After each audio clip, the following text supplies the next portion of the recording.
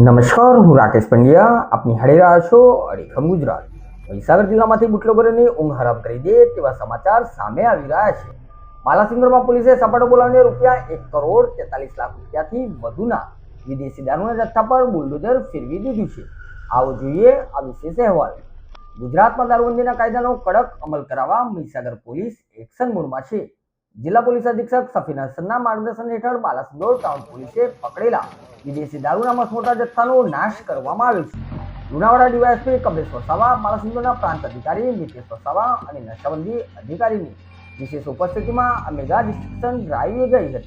બાલાસિનોરના મુજદારપુરા વિસ્તારમાં આવેલી dumping site ખાતે ભારતીય બનાવટના વિદેશી દારૂની કુલ 35,556 બોટલોનો કચરગાંઠ બાળી દેવાયો છે.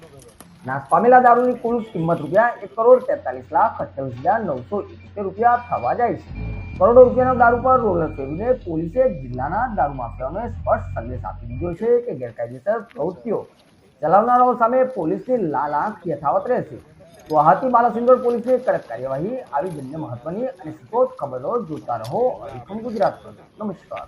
આજરોજ એસડીએમ શ્રી બાલાસિનોર, મામલતદાર Shri Balasinor, PI Balasinor town police station અને ડીવાયએસપી લુણાવાડા વિભાગની હાજરીમાં બાલાસિનોર ટાઉન પોલીસ સ્ટેશનનો પ્રોહિબિશનનો મુદ્દામાલની નાશ કરવાની પ્રક્રિયા હાથ ધરવામાં આવી.